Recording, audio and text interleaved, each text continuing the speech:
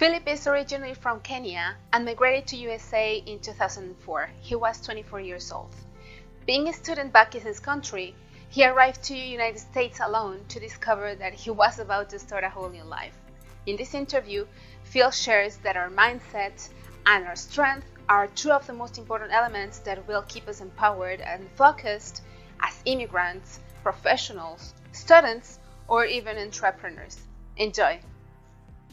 So Phil, thank you so much for being with us today. I wanted to invite you because you have a very, very beautiful experience becoming an entrepreneur. And thank you so much for being here. Thank you for having me. So why don't you tell us about how you decided to move to United States and where are you from, etc. So we start. And city of Kenya. And I think at that time, majority of students were interested in going overseas. It was kind of a nice buzz. Everybody was talking about it.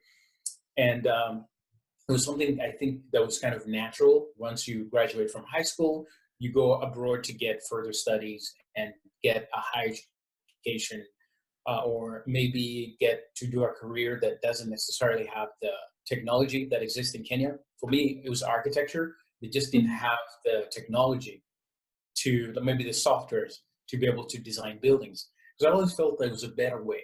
And I also wanted to compete with people overseas. I wanted to compete with people on a global scale when it comes to design. So that was one of the big motivations to go overseas. Wow, that's incredible. Did you speak English before you arrived to United States? So in Kenya, it's mandatory to speak Okay. English and Swahili. So, but in the country, there's more than 50 tribes. So we need something to unite the whole community. So Swahili and English are the languages that have been selected to unite everybody. That's incredible because at least you arrived to a country where your advantage was in the language. Yes. So it was very simple. I mean, it wasn't simple, but it was kind of natural progression. I think that the challenge was maybe the pronunciation, but as time goes by, you practice and get better. Uh, but language, yes, English is part of it because I think most of the books that are being used in schools are from Europe, like chemistry or math. Some of them chemistry or science, some of them are from overseas. So they don't translate them to Swahili for us. So we have to learn them in English. Yeah, so you understood English, but Yes. they were not able to understand your accent. Is that correct? The accent, the way I was pronouncing words didn't make sense, or the way we use, you can say balcony, and in the UK you say veranda, you know, or you can say just different things, like you could say napkin here, and I could say serviette, you know. Yes, of course. So those things, like I remember in school, I went to this cafeteria and I got my sandwich, and I'm like, "Do you have serviette, please?" And the guy's like, "What? What are you talking about?" And I just had to say it, like, it took us like 10 minutes just wrestling with the napkin. And then I said, "Oh, napkin, that's what you call it." And so you slowly learn different things and then switch.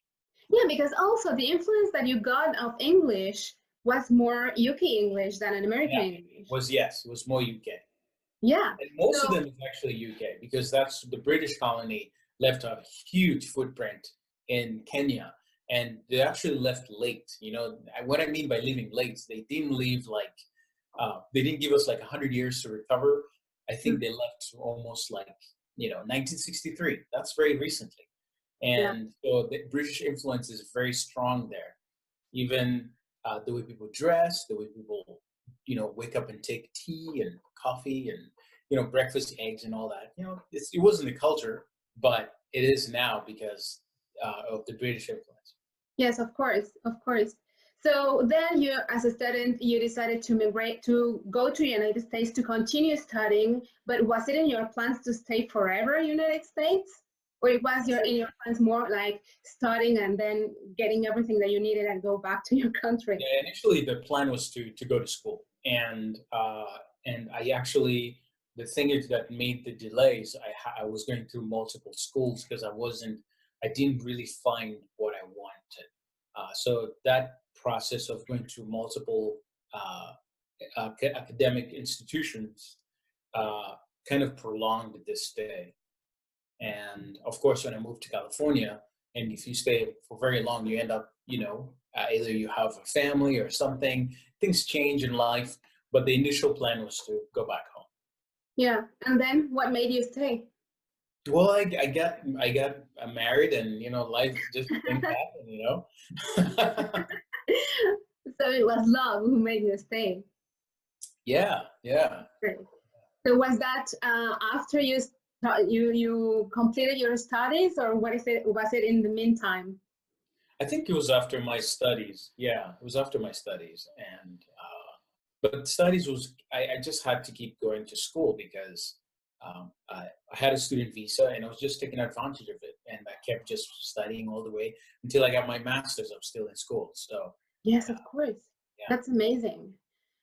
Because I believe that there is a certain difference in between knowing that you're a student and you're going to go back eventually to your country and yeah, knowing that you're going to stay forever. yeah. There's a different drive. There's a different motivation. So you want to go back with a lot of information.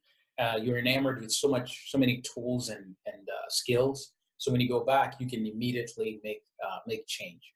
Yeah. But at the same time, you can also make change remotely. The planet is changing; it's becoming one global universe, and every connection is changing. You can have clients from anywhere in the world, and you don't necessarily have to meet. That's the one interesting thing. I feel like in the future, even traveling will be minimized to just this, you know, Mhm.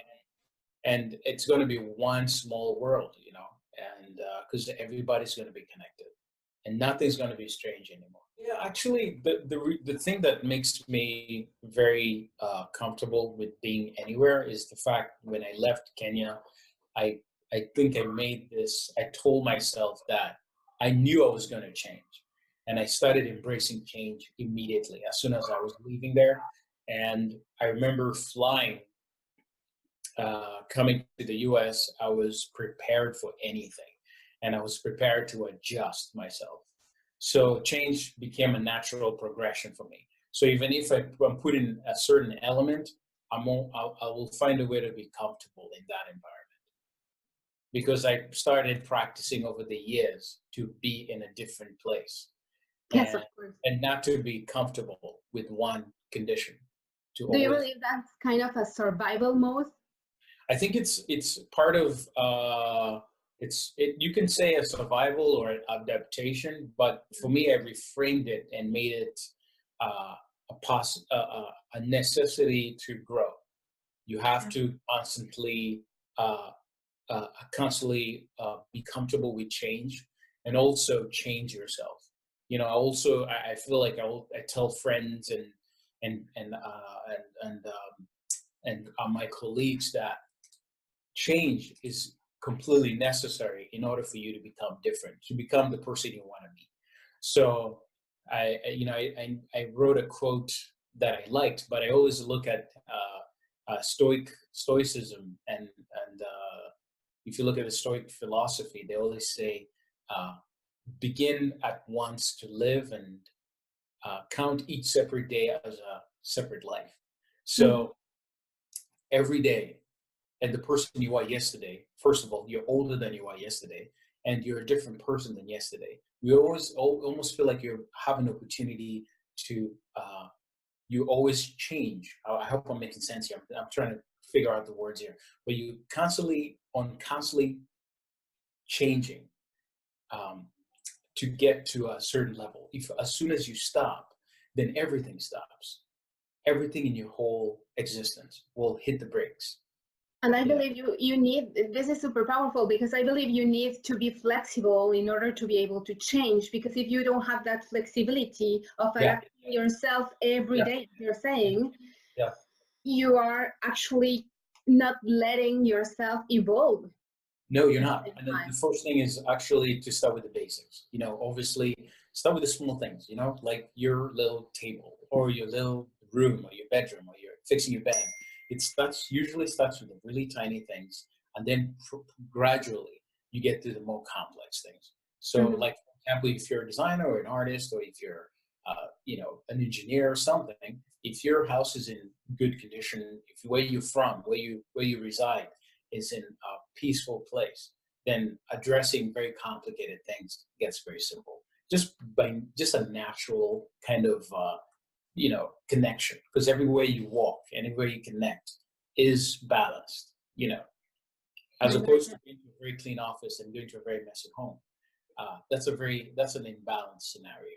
But if you're both in complete, um, uh, your home is in a good state, and then your work is in a good state, then your mind is in a good state. So when you have a challenge, everything is all taken care of around you. So you're all focused in one path, and when you resolve that issue, it's completely addressed. But do you have this kind of philosophy since the beginning, or did it Oh, develop with you? I definitely developed with me. I think in the beginning, that's another thing I did. The first thing I came here is the first thing I did was to start studying uh, books of the history, because I noticed there was a difference between the races and the class and all that. So I started just reading books and watching PBS. That was my channel, and I watched PBS from history and from Americans and the American experience and all that stuff, and it slowly starts changing the way you see things and the way you react to things. Yeah, of course. And when did you decide, like when you decided to stay in the United States, then you said, okay, so I need to get a job, or you actually started working somewhere and then you had this idea of becoming an entrepreneur? How this happened? Well, my dad, first of all, has an engineering business in Kenya. So that in itself was an inspiration.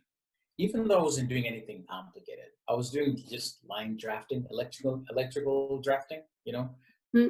connecting lines, doing electrical drafting for plans, and and CAD drafting, and then of course I did some freelance in Kenya when I was young. I felt like I could get some jobs, so my dad wasn't giving me money, so I was like, well, I'm gonna make some money somewhere else. So I started drafting. So that kind of propelled the entrepreneurship spirit. But at the same time, certain experiences here in America with some employees kind of pushed me to do that. I guess the relationship wasn't good, and the 9 to 5 experience, and the fact that the relation office politics, the relation dynamics. I just didn't want to do that. I just wanted to control my hours. Do you believe that was a cultural shock, or more like something that wasn't in your personality? Yeah, I think with it wasn't there, but I think with the reading and self improvement, I used to like self improvement books. Mm. I used to read a lot of those books. But when you start reading some of those things, you automatically start becoming something else, just by the nature of the things you're reading. It's a universal force. You're going to change. Yeah. So as if you read today, just like school, if you go to school today, you study today, maybe you graduate this year, you're going to feel the full effects of your education in probably 2 to 4 years or 3 years. Mm-hmm. That's when you feel like those things that you studied are now taking shape. So it takes time. It's patience. Yeah. Patience, but how do you develop patience while you're like trying to be flexible? You're allowing yourself to change. You Yeah. don't know anything. You have a job that you are not very satisfied with. Yeah. You almost have to. So the thing that also helped is the fact that you can talk to your parents and you can talk to your family. And sometimes, and also another thing that helps is the fact that you have another option, which is really, I'm grateful for that, to Hmm. know that no matter what happens here, I can still go back. That is key to overcoming a lot of things, knowing that there's a plan B. So being super humble, because that's excellent. Yeah. Because when I arrived here, at the beginning, when I wasn't being able to find the job, I was really desperate. I wasn't suffering, but I was like, come on, why do they want me? I already speak Yeah. French, English. I have a very good background in Mexico. Yeah. Why do they want me? And I started panicking. Yeah. And I remember my mom telling me, Well, don't worry, you can always come back. Yeah, I wasn't being humble. I was yeah, being like, oh, so you don't trust me. yeah, You don't trust me, and you're telling me that I won't make it, so come back to my to your like come to go back to my country. But it it wasn't on purpose. Now I understand yeah, that it would have been helpful to me to think, like you yeah, were saying, this is my yeah, plan B. If nothing happens, I yeah. could still go back, and Yeah, there's I looked at it like you've gone to war, for example, not in a Mhm. negative way, but you've gone to war. And whenever you go to war, you can come back injured and come back to your little place and recover.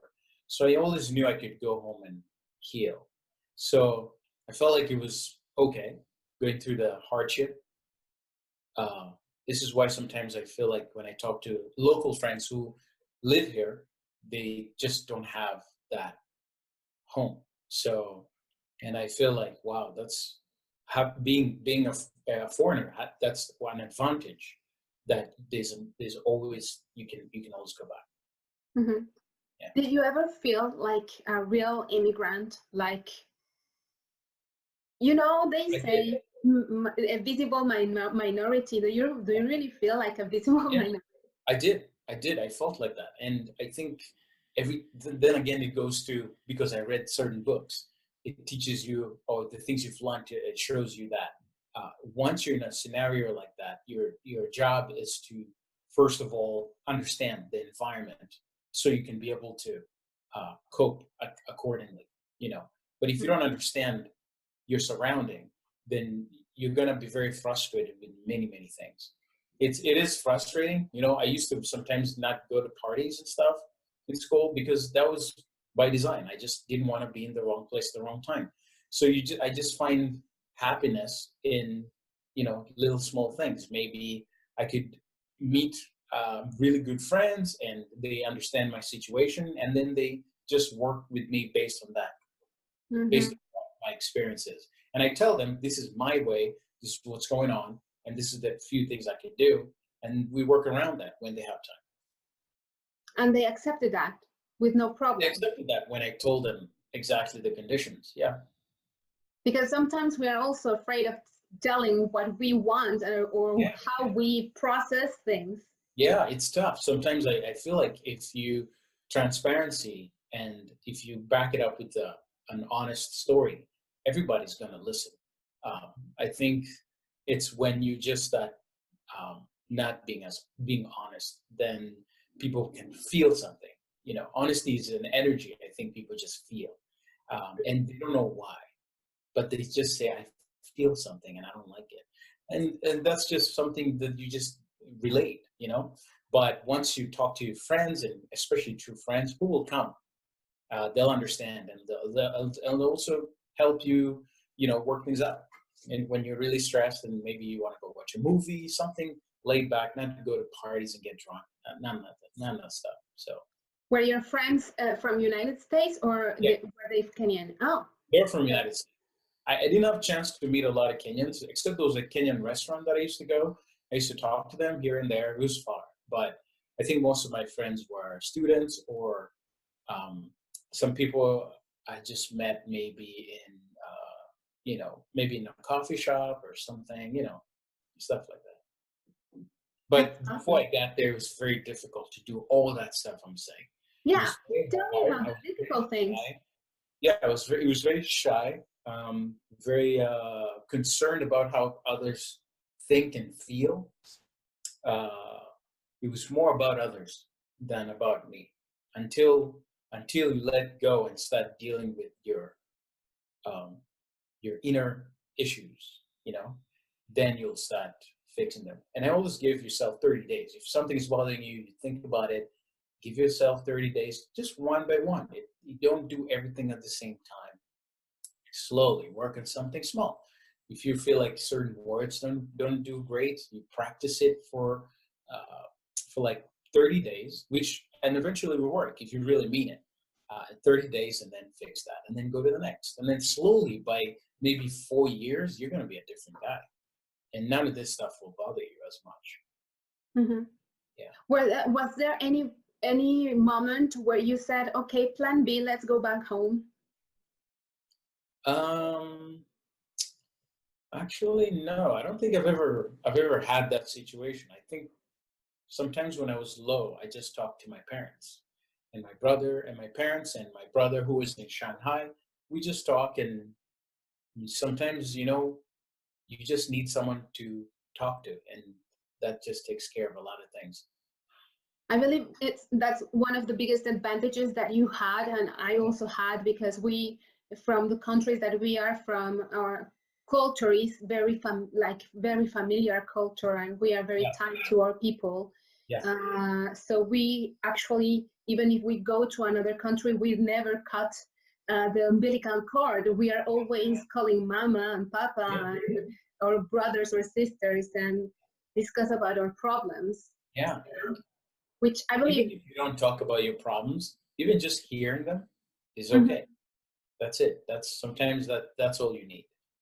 You just need to hear them and know everybody's good and see some pictures, and and then keep going. Once you've heard that, then you think of your mission and then keep going. Was okay. So going back to the entrepreneurial world, how did you take the decision of becoming an entrepreneur, and how did you start? Well, I think my previous boss wasn't really friendly, and I think some of those stresses, to me, they didn't feel that they were not good, because you don't feel confident as a foreigner, because you feel like you still don't know. And that's Mm, very interesting when you feel like you don't know much about America. So that prevents you from going out and doing stuff that's, you know, that's really profound, like some big stuff, like starting a business, because you feel like, oh, well, but I still don't know how to do this, or I don't know how to do. You feel like there's a lot to learn. mhm, And the only way to do it is just to do it. Just do it. Just start.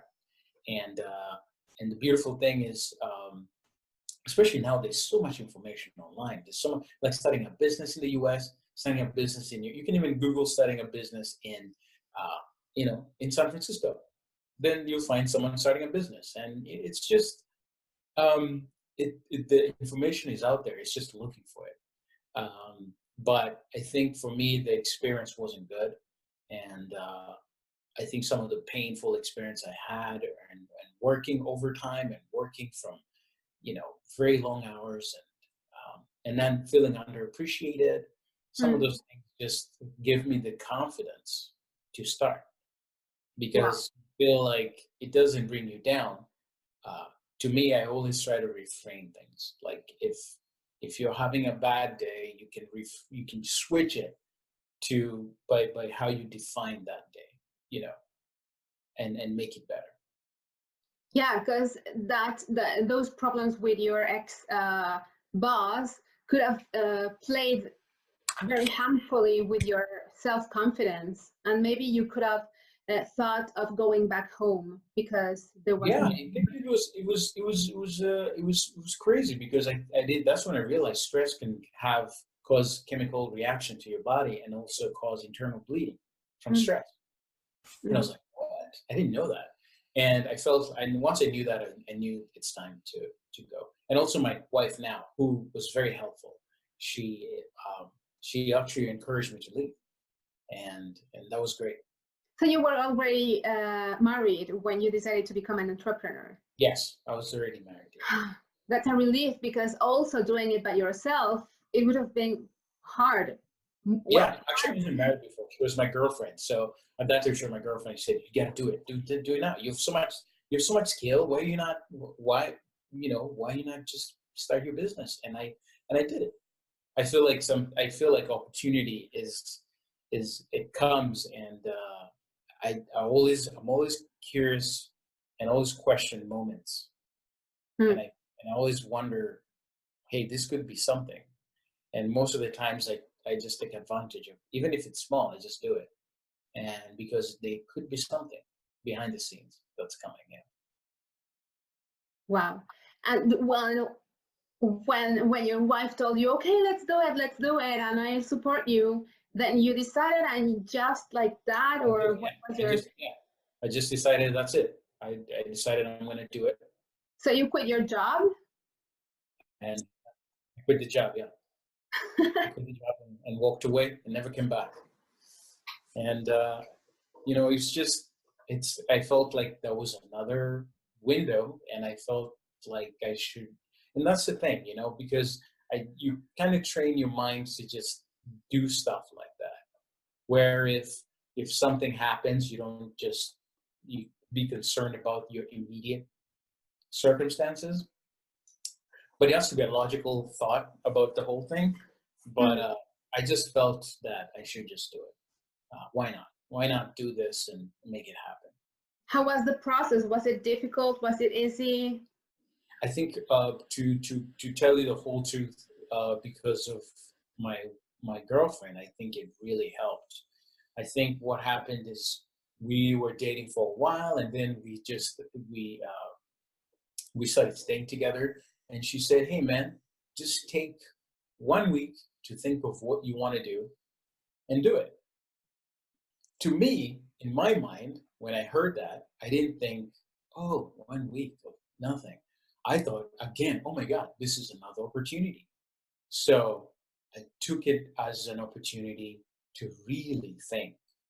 And for the first time in the United States, I think being here, for the first time, I had my week break. Mm. Because I Yeah. never rested. How does Ever. that feel? Yeah. That's when for the first time, I rested. Because Yeah. I never took any breaks, never holidays, nothing, no vacation. I didn't even exist. It didn't even cross my mind. I was just going for years, and for the first time, I actually took a break to think. It's a load of proving ourselves that we're worth it, that we are productive, strong, competitive, um, like all these things. Like it, and it's not only with our boss or the company that hired us, but with the people around ourselves. Like to let Yeah, them know that we are really valuable people. yeah. I think that's good. Um, but now you reach a point where you overcome that whole thing. That all plays down to thinking of what someone else is thinking about having people just worrying about others and their thoughts. I think you reach a point where you overcome all that, and now you reach a point where you'll execute, you'll get your thing done. Now it's a point of relationships. Mhm. Is this for you? If it's for you, yes. If it's not, no problem. You move on. You just do that, as opposed to worrying about the other person. And that was a hard thing to do, get overcoming what other people think because you're not from these countries. And a lot of people want to be here, they want to be like Americans, and you're concerned, are you fitting in and all that stuff? But it takes time. Yeah. Everybody gets there. Some people get there fast, some people get there very slow, some people never get there. So Do you you believe that any of the qualities that you have as an immigrant helped you build your company? Of course, I think the resilience, hard work, uh, the not giving up, constantly, and then constant improvement and growth. I think that to me helped a lot because I always wanted to become something else. I always wanted to get to a different place. I always never wanted to settle. I just can't. I can't be in the same scenario. I always tell my wife, "You're dating me now, but I'm telling you that next year I'll be a different guy. But you should be happy because he'll be a better person." You know? And Oh, that's nice. so the idea of just constant growth pushes you to just move beyond the standard experience you're having now. You know, So what's your company about? the company's it's a 3D rendering company. We started with 3D renders doing visualization for projects before they're built. So you can have a house, like you can have a floor plans in Blueprint, and you don't know how you can understand how that looks like. You call us, and we'll draw the whole thing, and it looks 100% realistic, just like taking a picture from outside. And the beautiful thing is now we're going to virtual reality where you can actually walk into the space. You can, Wow. yeah, you walk into a house, climb upstairs, look up, look down. go different rooms. And this is great because you can have your kids now design their rooms. You can go there and the kid can have their room design, the daughter can have room design. Everybody can play a part in the design process of the house. So we do a lot of that stuff for designers, real estate developers, home builders, architects. So they come to us and we create this amazing, good looking material that they can do marketing with before it's built. Of course. And as it's virtual, you don't really need to be in the same place. You can actually be hired by a company in Europe, for example, Yeah, or here in Canada. yeah. We've had clients from Brazil, some from China, some from the UK. So it's been a global venture. Most of our clients, some of them are in Texas, Atlanta, New York. So different parts of the country, and we don't need you don't and that's kind of the future, man. That's if you look around you in California right now, we're noticing no one's building office buildings anymore. All Mhm. those tall buildings that are coming out are apartments because office building kind of uh, you know traditional way of having offices is going away, Yeah. and everybody is kind of at home or in your little home office, and that's going to be the future of work. Hmm. Yeah, Which is great for the planet, I believe. yeah, yeah. Less traffic, right? Yeah. Yeah. That's amazing. And how long have you been in business now?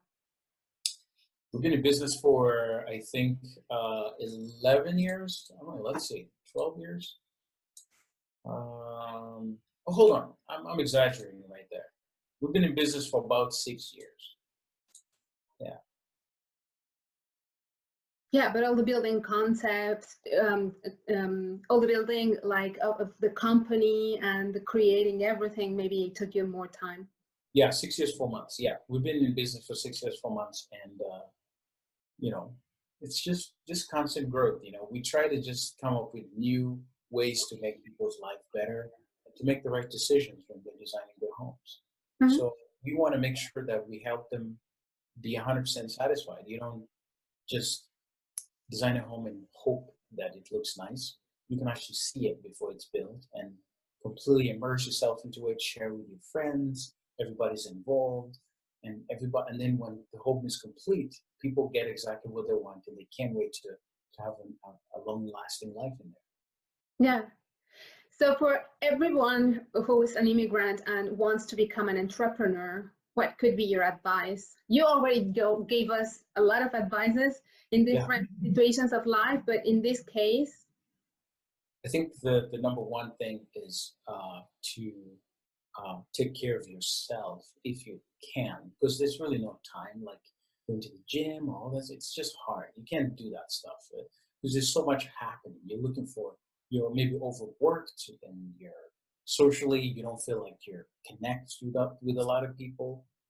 I think, first of all, is just patient, micro patience. So you're moving very fast, but very patient with certain things and addressing the things that are immediately issue, things that are causing issues in your life at that moment. Deal with those things. If it's social stuff, take care of that stuff. And I remember whenever I had issues, like even social anxiety, I had some social anxiety before, and I just went online and found a book on social anxiety.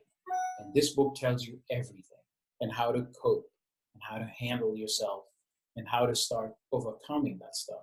But maybe taking walks in the neighborhood. Small little things. You start taking care of them. And then once that's taken care of, you go to the next. Things that you can control, take care of them, and then it'll open doors for dealing with the new stuff, which will be much easier to handle because you took care of the basics. so you take care of yourself so you can take care of your business.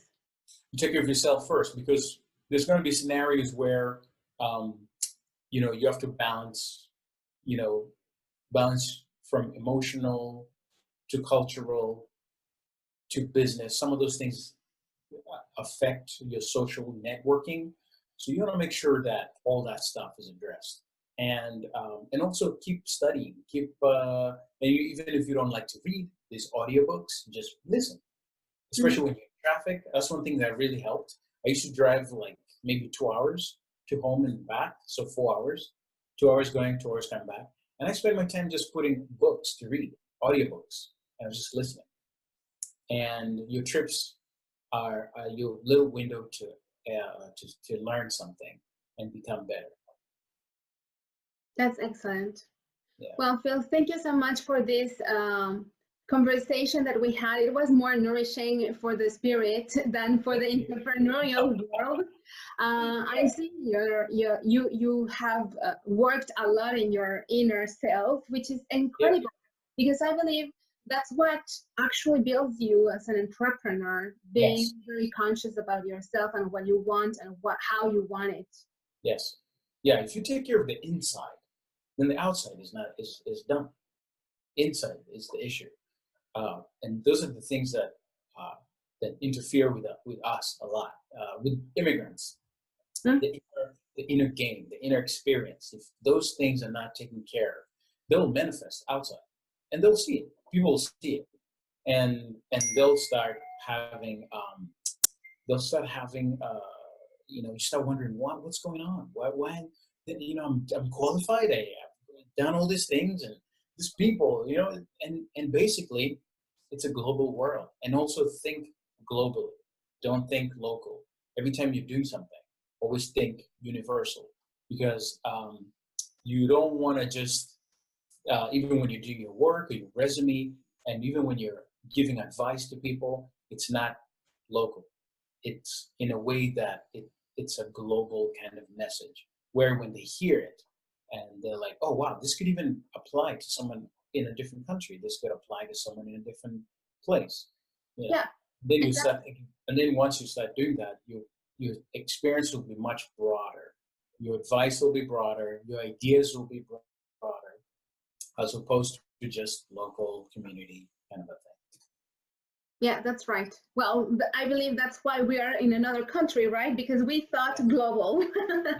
Yeah. There's a drive, and then there's a purpose, and there's a reason why you made it, and there's a reason why. I always say there's a reason why you got that far, because whatever you have is a calling to give someone something. I always tell my friends, hey, I think the reason why you made it this far is you haven't delivered your message. And you have a message that needs to be given to this world. And I think the fact that you had to travel, that's an indication that that message has to go very far. Yeah, that's right. Thank you so much for this time, Phil. I really appreciate it. And I believe that everybody is going to be super amazed on all the wisdom that you shared with us today. Yeah, I'm always excited to talk to you. You're so much fun. So anytime, any day. Thank you so much, Phil. Thank you.